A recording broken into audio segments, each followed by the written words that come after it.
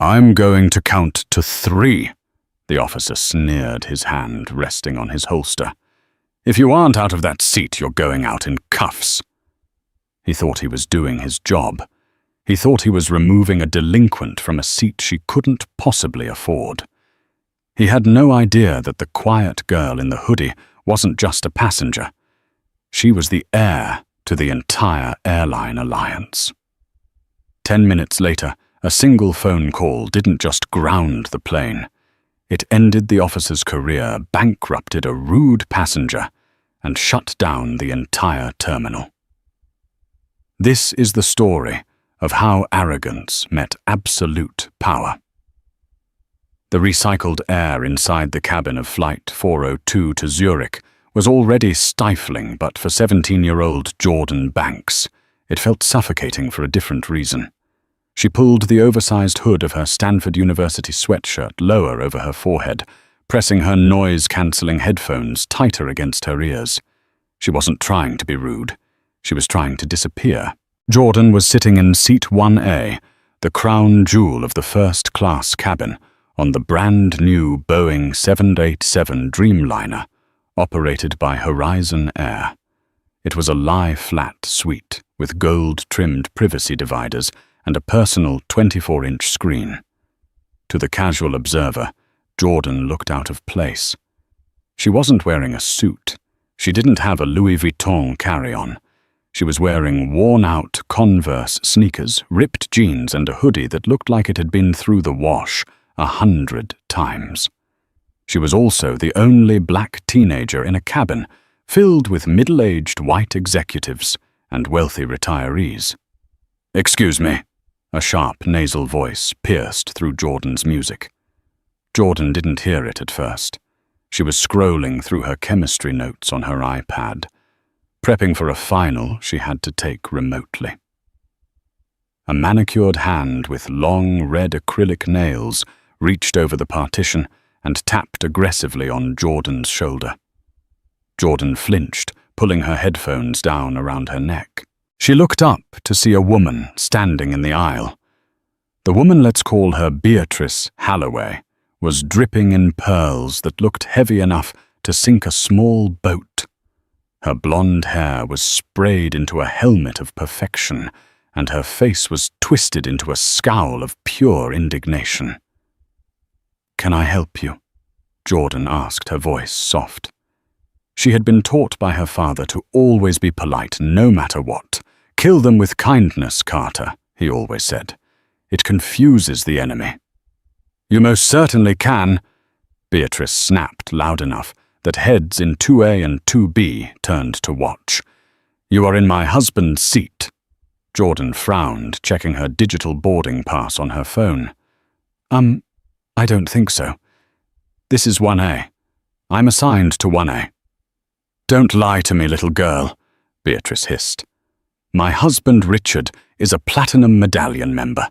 We always book 1A and 1B. Always. There has clearly been a mistake. You're likely supposed to be in 31A. That's back there." She pointed a jagged red nail toward the economy curtain, as if it were a leper colony. "Ma'am, I have my pass right here," Jordan said, holding up her phone.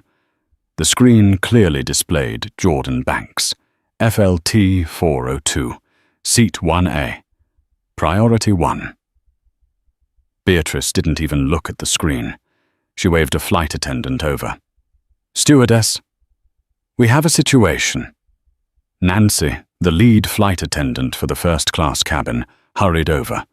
She looked exhausted already, despite the flight not having even pushed back from the gate at JFK. "Is there a problem, Mrs. Halloway?" "Yes, there is a massive problem," Beatrice declared, gesturing at Jordan as if she were a stain on the upholstery. "This child has sneaked into first class and stolen my husband's seat. Richard is currently in the restroom, but when he gets back, he is going to be furious. I want her removed. Now." Nancy looked at Jordan, then at the manifest on her tablet. She paused. The color drained slightly from her face. She saw the name Banks. She knew that name. Every employee at Horizon Air knew that name, though few had ever seen the family in person. "Mrs. Halloway," Nancy said, her voice trembling slightly. "I've checked the manifest. This young lady is in the correct seat. Mr. Halloway is assigned to 1D across the aisle." Beatrice's eyes bulged. "That is impossible. We never sit across the aisle. We sit together. This glitch needs to be fixed. Move her." "I can't do that, ma'am," Nancy said firmly. "The flight is fully booked." "I don't care if it's fully booked," Beatrice screamed. "Look at her. Does she look like she paid $6,000 for this seat? She's probably some employee's kid, flying on a buddy pass. Bump her to coach so my husband can sit where he belongs." Jordan felt the heat rising in her cheeks. "Don't engage," she told herself. Dad said to keep a low profile. "I paid for my ticket," Jordan said quietly. "Please stop shouting at me." "I will shout all I want," Beatrice yelled. "You little scammer! I bet you stole that credit card!" That was the tipping point. The accusation hung in the air, ugly and sharp. Suddenly, a heavy shadow fell over the row. A man in a dark blue uniform stepped into the first-class cabin from the jet bridge. It wasn't the pilot. It was a Port Authority police officer. Officer Greg Patterson was a large man who wore his uniform a size too tight, specifically to emphasize his biceps. He had a buzz cut, a thick neck, and a look in his eyes that suggested he had been waiting all day for someone to give him a reason to use his authority. He had been standing near the gate desk when he heard the commotion and decided to intervene without being called. "What's the problem here?"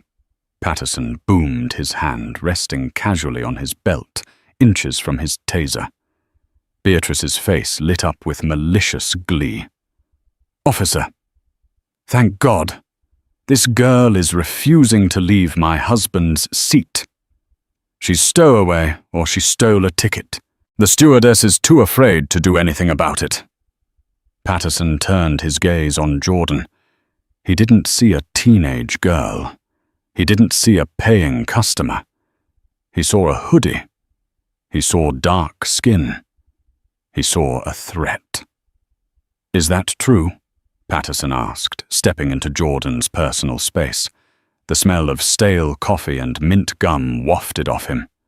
"You refusing to follow crew instructions?" "No," Jordan said, her voice shaking but firm. "The flight attendant just told her I'm in the right seat. I have my ticket." "Let me see ID and the ticket," Patterson demanded, snapping his fingers. Jordan fumbled for her wallet. Her hands were shaking. She pulled out her California provisional driver's license and held up her phone. Patterson snatched the phone from her hand. He glanced at it, then looked at Beatrice. He looked back at Jordan. "This system can be hacked easily. Kids do it on TikTok all the time." "It's not hacked," Jordan protested. "Check the computer." Patterson ignored her. He looked at Nancy, the flight attendant. "Is she causing a disturbance?" Nancy opened her mouth to defend Jordan, but Beatrice cut in. "She's been aggressive. She threatened me when I asked her nicely to move. I feel unsafe."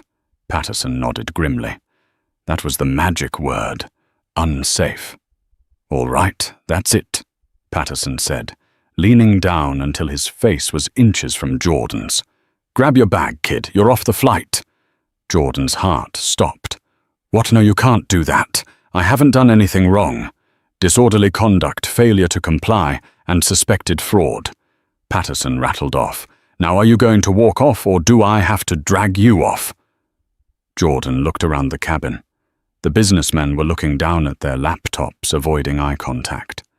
They knew this was wrong, but they didn't want to delay their flight. Nancy looked terrified, frozen in place. "I'm not moving," Jordan said, tears welling up in her eyes. "My father knows I'm on this flight. You need to call him." Patterson laughed, a cruel, dry bark of a laugh. "Oh, let me guess. Your daddy's a lawyer, or is he the mayor? I don't care if your daddy is the President of the United States. You're getting off my plane." He reached out and grabbed Jordan's wrist. His grip was like a vice. "Ow! You're hurting me," Jordan cried out, trying to pull back. "Resisting arrest," Patterson muttered. He yanked her upward. Jordan stumbled, her headphones clattering to the floor. "Let her go," Nancy finally screamed, stepping forward. "Officer, stop! You don't know who she is. I know exactly what she is." Patterson spat, twisting Jordan's arm behind her back. "A troublemaker." As he shoved Jordan toward the aisle, her phone, which Patterson had tossed onto the seat, lit up. A call was coming in. The caller ID didn't show a name. It just showed a logo. A black shield with a gold lion. The private direct line of the CEO of Apex Global Holdings, the parent company that owned Horizon Air. But Patterson didn't see it. He was too busy enjoying the power trip. The walk from seat 1A to the aircraft door was less than 20 feet, but for Jordan, it felt like a mile of burning coals. Officer Patterson didn't just escort her, he paraded her. He kept a firm, painful grip on her left tricep, pushing her forward with unnecessary force every few steps. "Move it," he grunted. Beatrice Halloway was beaming. She actually clapped her hands together once as Jordan was shoved past her. "Good riddance. Maybe now we can have a civilized flight." Jordan stumbled into the galley. Her other arm was clutching her backpack to her chest. She was hyperventilating. "Please," she gasped. "I need my phone. My dad is calling. I saw it light up." "You can make your one phone call from the holding cell at the precinct," Patterson said, steering her onto the jet bridge. The cool air of the terminal tunnel hit her face, contrasting with the heat of her embarrassment. Back on the plane, the atmosphere had shifted from awkward to terrified. Nancy, the flight attendant, was frantically tapping on the cockpit door. The door opened, and Captain Miller, a veteran pilot with 30 years of experience, stepped out. "What is going on, Nancy? Why are we delayed, and why is the gate agent radioing me about a police incident?" "Captain," Nancy said, her voice barely a whisper. "The police just dragged a passenger off. Seat 1A. Captain Miller frowned. "The Halloway woman, I heard. She was causing a fuss." "No, sir. The girl. Jordan Banks." Captain Miller froze. He took off his cap and ran a hand through his grey hair. "Did you say Banks?" "Yes, sir. I tried to stop him. The officer wouldn't listen. The other passenger, Mrs. Halloway, accused the girl of fraud, and the cop just took her." Captain Miller's face went pale. He knew the flight manifest codes. He knew that Jordan Banks wasn't just a VIP. She was listed as Code Olympus. That code meant immediate family of major shareholder owner. "Get the gate agent on the line," Miller ordered, his voice suddenly sharp and military grade. "And tell the first officer to keep the engines off. We aren't going anywhere."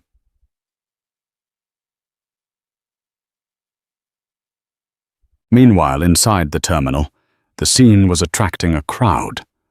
Officer Patterson had marched Jordan out to the gate area where dozens of passengers were waiting for the next flight.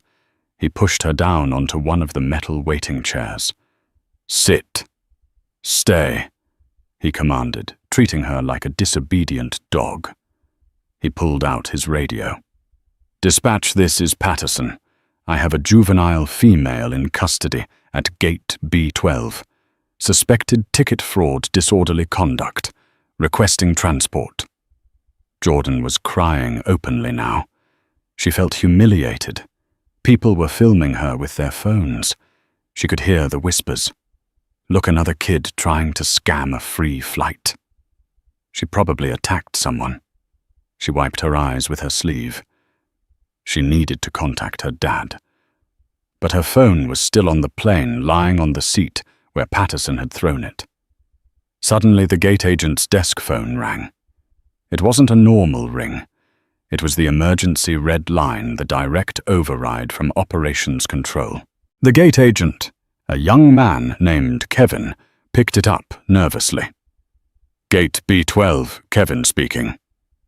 He listened for a second, and his eyes went wide. He stood up straighter. "Yes, sir." "Yes, Mr. Carter." "No, sir, I didn't know. The police are here now." "Yes, sir." "I will put him on." Kevin looked at Officer Patterson, his face pale as a sheet. "Officer, there is a phone call for you." Patterson rolled his eyes. "I'm busy processing a suspect. Tell them to wait." "Officer," Kevin said, his voice cracking, "you really need to take this. It's the owner." Patterson scoffed. "The owner of what?" "The bagel shop. The owner of the airline," Kevin whispered. "And the Airport Authority Board. Mr. Carter Banks." Patterson paused. The name sounded familiar, but his ego wouldn't let him back down. He grabbed the receiver from Kevin. "This is Officer Patterson. Make it quick. I'm in the middle of an arrest." On the other end of the line, the voice was terrifyingly calm. It was a voice that sounded like grinding tectonic plates, deep resonant and freezing cold. "Officer Patterson, my name is Carter Banks. I am currently looking at a live security feed of Gate B12. I see my 17-year-old daughter crying on a bench while you stand over her like a vulture." Patterson blinked. He looked up at the security camera mounted on the ceiling. It slowly rotated to point directly at him. "She was causing a disturbance, sir." Patterson stammered, his confidence faltering for the first time. "She stole a seat in first class." "She bought that seat," Carter Banks replied. "Or rather, I bought it for her birthday. Now listen to me very carefully, officer. You have exactly 10 seconds to apologize to my daughter and release her. If you do not, I will not only sue the Port Authority into the ground, I will personally ensure you never work in security again. Not even as a mall cop." Patterson felt a bead of sweat roll down his neck. He looked at Jordan. She wasn't just some random kid. The way she held herself even while crying. The resemblance. I was following protocol," Patterson said weakly. "Your protocol involves bruising the arm of a minor." Carter's voice raised an octave, cracking with fury. "Oh yes, I'm zooming in on the footage. I see the marks on her arm. You touched my daughter." There was a silence on the line. A heavy, suffocating silence. "The flight is cancelled, Patterson," Carter Banks said. "I have just ordered the pilot to shut down the aircraft. No one is going to Zurich today. And do you know why? Because Flight 402 is now a crime scene. And you are the perpetrator." Patterson dropped the phone. It dangled by its cord, swinging back and forth. The PA system in the airport chimed. A robotic voice announced, "Attention passengers of Flight 402 to Zurich. This flight has been cancelled by order of corporate command. All passengers please remain in the gate area. Security management is en route." The doors to the jet bridge opened. But it wasn't passengers coming off. It was Captain Miller. He walked straight up to Jordan, ignoring Patterson completely. He knelt down on one knee in front of the crying girl. "Miss Banks," Captain Miller said softly, "I am so sorry." "Are you injured?" Jordan nodded, holding her arm. "He hurt my shoulder." Captain Miller stood up and turned to Patterson. The captain was an ex-Air Force colonel, and he looked at the police officer with pure disgust. "You better call your union rep, son. You're going to need a miracle." At that moment, the glass doors of the terminal entrance slid open. 4 men in expensive suits walked in, flanked by 2 high-ranking state troopers. In the center was a tall black man wearing a bespoke charcoal suit. He walked with a limp, using a cane, but he moved with the momentum of a freight train. It was Carter Banks, and he looked ready to burn the world down. The silence in Terminal B was absolute. The usual hum of conversation, rolling suitcases and gate announcements died instantly as Carter Banks and his phalanx entered the space. Carter Banks didn't just walk. He occupied space. Even with the cane, the result of a skiing accident years prior, he projected an aura of immense, terrifying capability. He was the CEO of Apex Global Holdings, a conglomerate that didn't just own airlines. It owned shipping lanes, data centers, and significant chunks of real estate in Manhattan and London. He was a man who moved markets with a whisper, and right now he was a father whose child had been attacked. He ignored the gaping passengers. He ignored the pale, sweating Officer Patterson. He walked straight to the metal bench where Jordan was sitting, flanked by Captain Miller. When Jordan saw her father, the brave face she had been trying to maintain crumbled. "Dad," she choked out, standing up and burying her face in his chest. Carter dropped his cane. It clattered loudly on the floor. He wrapped both arms around his daughter, pulling her tight. For a moment, the titan of industry vanished, replaced by a terrified parent. He kissed the top of her head, whispering, "I've got you, baby girl. I'm here. You're safe." He pulled back slightly, his eyes scanning her face, then moving down to her arm. She was still clutching her left shoulder. "Show me," Carter said, his voice low. Jordan hesitantly rolled up the sleeve of her hoodie. The skin on her upper arm, just below the shoulder, was already turning a sickly shade of purple. 4 distinct fingerprint marks were visible where Patterson had gripped her with excessive force. The temperature in the terminal seemed to drop 10 degrees. Carter gently touched the skin around the bruise. Then very slowly, he turned around. He looked at the 2 high-ranking state troopers who had arrived with him. He didn't need to speak. He just nodded toward Patterson. The troopers moved instantly.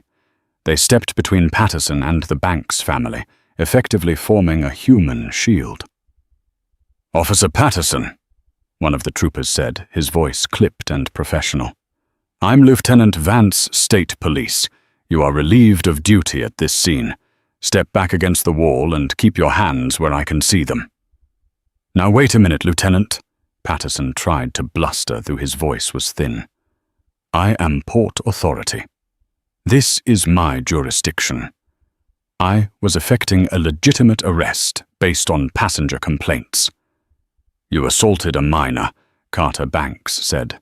His voice wasn't loud, but it carried to every corner of the gate area. It was the voice he used when he was about to acquire a hostile company and fire its entire board of directors. "I watched you do it in 4K resolution from my car. You didn't ask her to move. You didn't de-escalate. You grabbed a 17-year-old girl and threw her around because you enjoyed it." Patterson opened his mouth, but no words came out. Just then, the jet bridge doors opened again. The noise inside the plane had obviously become too much, and some passengers were filtering out, demanding to know why the flight was cancelled. Leading the pack inevitably was Beatrice Halloway. She stormed out of the tunnel, her pearls swinging angrily. She saw the crowd, the police, and then she saw Jordan standing with the new group of men. "Unbelievable," Beatrice shrieked, zeroing in on Jordan. "You caused all of this. They cancelled the flight because of you, you little delinquent. And now you've called. Who are these people? Gang members." She pointed a shaking finger at Carter. "Banks, you get this thug away from here. Officer, why aren't you doing something? Arrest them both." The silence returned thicker than before. Even Patterson looked horrified now. Carter Banks slowly turned his head to look at Beatrice. He didn't blink. He studied her like she was a bug on a windshield. "Who is this person?" Carter asked, not addressing Beatrice directly, but speaking to the air around him. Captain Miller stepped forward. "Mr. Banks, this is Mrs. Beatrice Halloway. She was the passenger in 1B who initiated the complaint against Jordan. She insisted Jordan stole the seat and accused her of credit card fraud." Carter nodded slowly. "Ah, the catalyst." He took 2 steps toward Beatrice. She held her ground, pumping herself up with the false confidence of someone who has never been told no in her entire adult life. "Excuse me," Beatrice snapped. "Do you know who my husband is? Richard Halloway, runs Halloway Logistics. We are very important customers." Carter actually smiled. It wasn't a pleasant smile. It was the smile a shark gives before it breaches the water. "Halloway Logistics," Carter repeated, tasting the name. "Mid-sized shipping firm out of Jersey. Mostly deals in domestic trucking routes. Heavily reliant on subcontracts from larger international carriers to stay solvent." Beatrice blinked, confused that this stranger knew her husband's business model so well. "Yes, exactly. So you see, I own the international carriers you rely on." "Mrs. Halloway," Carter interrupted gently. Beatrice froze. "What? Apex Global Shipping, Horizon Cargo, Atlantic Freight." Carter listed them off. "Those are my companies. Your husband's business exists because I allow it to exist. He is a fish attached to the side of my whale." The color drained from Beatrice's face so fast she looked like she might faint. Carter leaned in closer, his voice dropping to a lethal whisper. "And you just assaulted my daughter. You called her a thief. You had your lapdog over there." He jerked his head toward Patterson. "Bruise her arm, because you couldn't stand the sight of a black girl in first class, sitting next to you." I didn't know," Beatrice whispered, her voice trembling. "She was in a hoodie. She looked like a teenager on her way back to college." Carter snapped his composure, cracking for just a second. "She looked like my daughter. And now, Mrs. Halloway, you are going to learn a very painful lesson about gravity. Because everything you and your husband have built is about to come crashing down." The atmosphere at Gate B12 had shifted from a public disturbance to something resembling a military tribunal. Carter Banks did not shout. He didn't need to. He had people for that. He gestured to the 4 men in suits who had arrived with him. They were his personal legal counsel, the Apex Predators, as they were known in the industry. "Mr. Sterling," Carter said to the lead lawyer, a man with silver hair and wireframe glasses who looked like he could foreclose on an orphanage without blinking. "Begin the protocols." Sterling nodded and immediately pulled out 2 phones, handing one to an associate while dialing on the other. Carter turned back to his daughter, guiding her to a quieter corner, away from the staring eyes. A paramedic team called by Captain Miller arrived to check her arm. Meanwhile, the dismantling began. Sterling walked over to Lieutenant Vance and the now cowering Officer Patterson. "Lieutenant," Sterling said, smoothly handing over a business card printed on thick cream-colored stock. "I'm Arthur Sterling, General Counsel for Mr. Banks and the Banks Family Trust. We are formally pressing charges against Officer Gregory Patterson for aggravated assault on a minor false imprisonment and deprivation of civil rights under color of law. We will also be filing a civil suit against the Port Authority for negligent hiring and supervision, seeking 8 figures in damages." Patterson looked like he was going to be sick. 8 figures. It was just a mistake. I was just out on. You were just ending your career, Mr. Patterson. Sterling cut in. We have already contacted the district attorney. They have the security footage. You'll be lucky if you avoid prison time. You will certainly never wear a badge again. And as for your pension, well, the civil suit should take care of that. Sterling didn't wait for a response. He turned on his heel and walked toward Beatrice Halloway.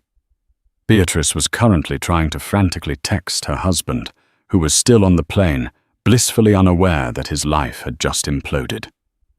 Mrs. Halloway, Sterling said. He didn't offer a card. My team is currently drafting a defamation lawsuit against you for the false accusations you made against Miss Banks in front of 50 witnesses. We are also filing for emotional distress. You can't do this, Beatrice cried, her voice shrill. I just wanted her out of my seat. This is bullying. Sterling adjusted his glasses. Bullying Mrs. Halloway is using your perceived social standing to belittle and attack a child. What we are doing is balancing the scales. While Sterling was handling the legal threats, the other lawyer, the associate on the phone, walked up to Carter Banks and handed him the device. It's done, sir. The order has gone out. Carter took the phone. He looked across the terminal at Beatrice. Mrs. Halloway, your husband should be coming off the plane any moment now. You might want to prepare him. Prepare him for what? Beatrice demanded, though the fight was rapidly leaving her. Just then, a portly man in an expensive, ill-fitting suit stumbled out of the jet bridge, rubbing sleep from his eyes. Richard Halloway looked around at the chaos, spotted his wife, and waddled over. B. What is going on? Why are we stopped? The pilot said something about a crime scene. Beatrice grabbed his arm. Richard, we have a problem. That man over there. Richard squinted at Carter Banks. He didn't recognize the face immediately, but he recognized the stance of extreme wealth. Before Richard could speak, his own phone started ringing violently in his pocket. He pulled it out, looking annoyed. It's my VP of Operations. Why is he calling me on a Saturday? He answered the phone. What is it, Jerry? I'm at the airport. It's a madhouse. Richard listened for 5 seconds. His jaw dropped. The color drained from his face faster than it had from his wife's. What do you mean, terminated? Richard yelled into the phone. All of them. That's 70% of our business. We have contracts. He listened again, his hand starting to shake. Breach of conduct clause. What breach? I haven't done. Anything. Carter Banks watched the phone call happen with a detached, icy satisfaction. He waited for Richard to look up. When Richard finally tore the phone away from his ear, looking shell-shocked, Carter made eye contact. Mr. Halloway, Carter said smoothly, stepping forward, his cane tapping rhythmically again. I believe your VP just informed you that Apex Global and its subsidiaries have exercised the immediate termination clause in all vendor contracts with Halloway Logistics, effective immediately, citing gross reputational damage caused by company leadership. Richard stared at Carter, then at Beatrice, then back at Carter. The realization hit him like a physical blow. You're Banks, Richard whispered. Oh my God. He turned to his wife, his face twisting into fury. Beatrice, what did you do? Who did you insult? I didn't know, Beatrice wailed. It doesn't matter what you knew, Carter interrupted. It matters what you did. You tried to crush my daughter because you thought she was weak. You thought she was nobody. Carter leaned in his voice, hard as diamonds. You came for the lamb, Mr. and Mrs. Halloway, but you didn't realize the lion was watching. As the Halloways stood there watching their future evaporate, a young man near the gate desk held up his phone. "Holy crap," the young man said to his friend. "Remember that video I took of the cop dragging the girl? I posted it 10 minutes ago. It's already got 50,000 retweets. It's trending Hammershashtan flying while black and Hammershwarst Horizon Air hell." Carter heard this. He turned to Sterling. "The media narrative is starting. Get ahead of it. Issue a statement from Apex condemning the actions of the Port Authority and this passenger, and make sure everyone knows that Horizon Air crew." He nodded toward Captain Miller and Nancy, who were standing protectively near Jordan. "Acted with integrity and tried to stop it. I want the heroes rewarded and the villains buried." The airport terminal had become a stage, and Carter Banks was directing the most expensive destructive play these people had ever seen, and the curtain was only just rising. By the time the sun began to set over JFK International Airport, the incident at Gate B12 was no longer just an airport dispute. It was the #1 trending topic on Earth. The video recorded by the college student nearby had been viewed 12 million times in 2 hours. The footage was shaky, but damning. It clearly showed Jordan small and terrified in her Stanford hoodie being yanked violently from her seat by a hulking officer, while Beatrice Halloway smirked in the background. It showed the bruise. It showed the tears. And then the second video dropped the one of Carter Banks arriving like a vengeful god and shutting down the entire terminal. The internet did what the internet does best. It went to war. Inside the private VIP, Infinity Lounge, where Carter had taken Jordan to decompress the atmosphere, was quiet, contrasting sharply with the digital hurricane raging outside. The room was soundproofed, filled with soft jazz and the smell of expensive leather. Jordan was sitting on a plush sofa, an ice pack on her shoulder, sipping a hot chocolate that a terrified lounge attendant had brought her. Carter sat opposite her, his cane resting against his knee. He had loosened his tie, looking less like a CEO and more like a tired dad. "The doctor said it's a deep contusion," Carter said gently. "No broken bones, but you're going to be sore for a week." Jordan nodded, staring into her mug. "I'm sorry, Dad." Carter's brows furrowed. "Sorry, Jordan, look at me. Why on earth would you be sorry?" "Because I caused a scene," she whispered. "I know how much you hate bad press. I know you're in the middle of that merger with the European partners. Now your name is everywhere. Billionaire bully. That's what some comments are saying." Carter laughed, a dry, humorless sound. He reached over and took her hand. "Jordan, let me be very clear. The merger means nothing. The stock price means nothing. If I have to burn this entire company to the ground to make sure nobody touches you again, I will light the match myself." He pulled out his tablet and scrolled through the news feed. "And as for the press, I don't think you need to worry about the narrative." He turned the screen toward her. CNN headline, "Airline heiress assaulted police officer, suspended viral video, sparks." Outrage. Twitter trending.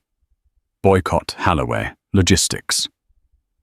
TikTok users were flooding the reviews of Halloway Logistics with 1-star ratings, posting videos of themselves cancelling orders with companies that used Halloway shipping.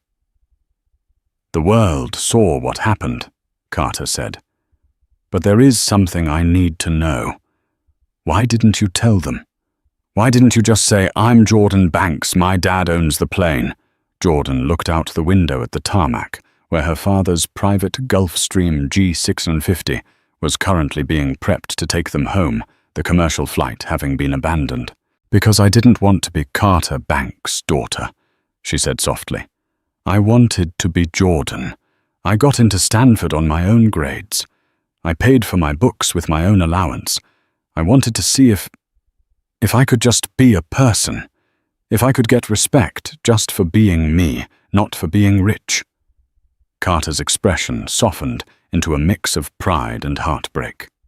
Oh, baby girl, you deserve that respect. You do. But the world is complicated, and people like Mrs. Halloway, they don't respect people. They respect power. And today, they learned the difference. A knock came at the heavy oak door. It was Sterling, the lawyer. He looked uncharacteristically flustered. "Sir," Sterling said, stepping in. "We have a situation outside the lounge. The Halloways. They are refusing to leave the airport. They are demanding to speak to you. They claim there has been a misunderstanding regarding the contract termination." Carter's eyes went cold again. "They're still here. They can't leave, sir," Sterling said, a small, grim smile playing on his lips. "Their credit cards were declined at the rental car counter.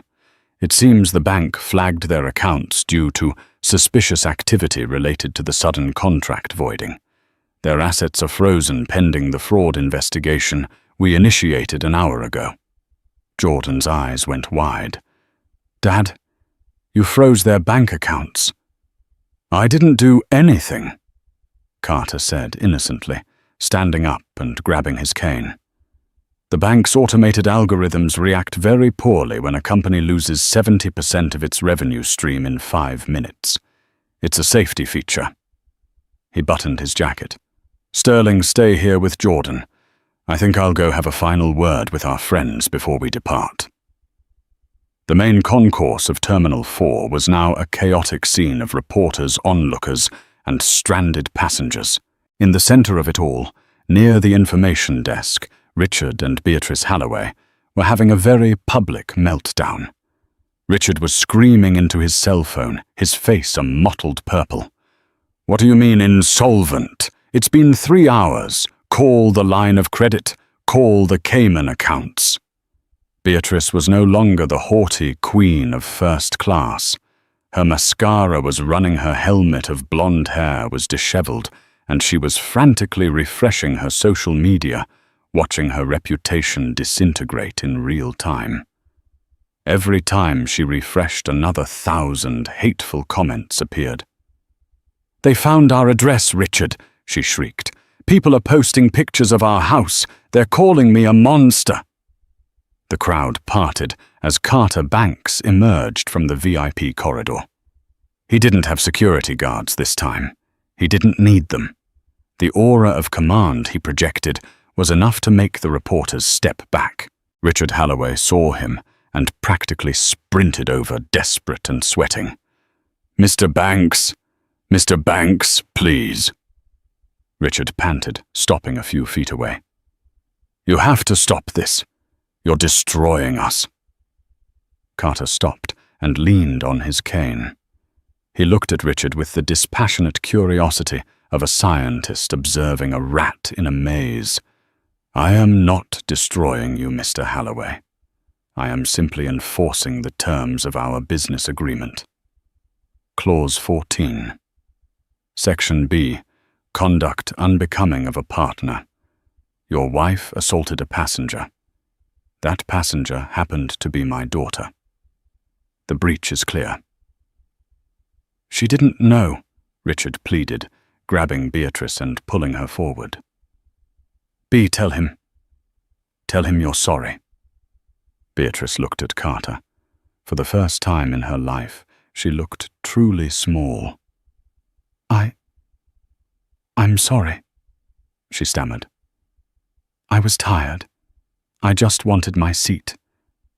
I didn't mean to hurt her. Please don't ruin us over a seat." Carter stared at her. "You think this is about a seat?" He took a step closer, his voice dropping so low that only the Halloways and the nearest reporters could hear. "If Jordan had been a white girl in a suit," Carter said, "would you have asked for her ID?" Beatrice opened her mouth, then closed it. She couldn't answer. The truth was too ugly. If she had been anyone else's child, Carter continued, if she didn't have a father with $1 billion and a legal team, she would currently be in a jail cell. She would have a criminal record. She would be kicked out of Stanford. Her life would be over. Because of you. Carter pointed his cane at Beatrice's Taunustur's chest. You were willing to destroy a 17-year-old girl's entire future because you felt entitled to a space you didn't own. You wanted to use your power to crush her. Well, Mrs. Halloway, I am using my power to crush you. It's the same game. I'm just playing it better. We'll sue, Richard yelled, his desperation turning to anger. We'll sue you for everything. With what money? Carter asked calmly. My lawyers have already filed liens against your properties to cover the damages for my daughter's emotional distress. Your company's stock is currently trading at 40 cents a share. By tomorrow morning, it will be delisted. You don't have the money to hire a parking ticket lawyer, let alone someone who can go against Apex Global. Carter turned away, signaling that the conversation was over. Wait, Richard cried, falling to his knees. It was a pathetic sight. A grown man in a suit that cost more than most people's cars, kneeling on the dirty airport floor. Please, I have employees. I have a mortgage. What are we supposed to do? Carter paused. He looked back over his shoulder. I hear economy class is hiring, Carter said. Or maybe you can apply for a job at the TSA. I hear they have an opening. As Carter walked away toward his private jet, 2 Port Authority Internal Affairs officers arrived at the scene. They weren't there for the Halloways. They were walking toward the security office where Officer Patterson was hiding. They brought him out in handcuffs. Patterson wasn't blustering anymore. He wasn't sneering. He was weeping. His head hung low, hiding his face from the cameras. The tough guy facade had completely evaporated the moment real consequences arrived. As he was led past the crowd, someone shouted, "Not so tough now, are you?" Back in the VIP lounge. Jordan watched it all on the TV screen. She saw her father walking back toward her, unbothered, unshakable. She realized then that the hard karma wasn't just revenge. It was protection. It was a message to the world that some lines could not be crossed. Carter entered the room and smiled at her. Ready to go home, kiddo? Yeah, Dad, Jordan said, standing up. I'm ready. Good, Carter said, because Mom is waiting and she saw the news. If you thought I was angry, wait until you see her. They walked out onto the tarmac, leaving the chaos, the ruined careers, and the bankrupt bigots behind them. They boarded the Gulf Stream, the engines whining to life, ready to take them above the clouds where the air was clear. But the story wasn't quite over. There was one final twist waiting for the Halloways, a final nail in the coffin that would be delivered not by Carter Banks, but by the very system they had tried to exploit. 3 months had passed since the incident at JFK, but for the Halloway family, time had effectively stopped at Gate B12. The fallout had been nuclear. The Halloway incident, as it was now taught in PR crisis management courses, had become the textbook definition of self-destruction. Richard Halloway sat in a small, cramped office in a strip mall in New Jersey. It was the only office space he could afford after the bankruptcy auction. Halloway Logistics was gone. The trucks had been repossessed. The warehouse had been sold to a competitor. Ironically, a subsidiary of Apex Global for pennies on the dollar. He stared at the computer screen, trying to find a job. Any job. But every time he Googled his own name, the first result was the video. The video of his wife screaming at a teenager, The video of him kneeling on the floor, begging. His phone rang. It was Beatrice. "Richard," she sobbed. "They denied the application." "Which one?" Richard asked, rubbing his temples. "The apartment complex," she cried. "They did a background check. They said they don't rent to high-risk tenants with pending litigation. We have to be out of the house by Friday, Richard." "Where are we going to go?" "I don't know, Bea," Richard whispered. "I don't know." They had lost the house in the Hamptons. They had lost the penthouse in the city. They were currently living in their main residence, but the foreclosure notice was already taped to the front door. But the worst blow, the true hard karma, hadn't been the money. It was the isolation. Their friends had abandoned them. The country club had revoked their membership. They were social pariahs. And then there was the travel ban. A week after the incident, Richard had tried to fly to Chicago for a desperate job interview. He had booked a ticket on a budget airline far removed from the luxury of Horizon Air. When he got to the security checkpoint, the TSA agent had scanned his ID. A red light had flashed. A silent alarm had triggered. Within seconds, 4 agents had surrounded him. He wasn't just banned from Horizon Air. Because the incident at JFK had involved an assault on a passenger and a police intervention, and because Carter Banks' legal team had aggressively pushed for federal charges regarding interference with a flight crew. Both Richard and Beatrice had been placed on the federal no-fly list. They were grounded. Permanently. Richard hung up the phone and looked out the window at the grey parking lot. He saw a city bus pull up. He realized with a sinking feeling that this was his future. No more first class, no more priority boarding, just a plastic seat on a public bus watching the world go by.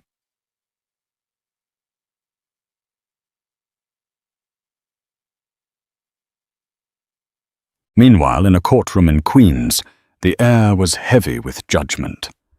Former officer Greg Patterson stood before the judge. He looked smaller now.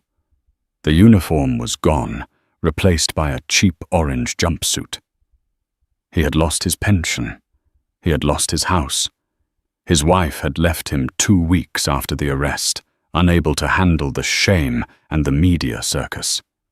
The judge, a stern woman with zero tolerance for abuse of power, looked over her glasses at him.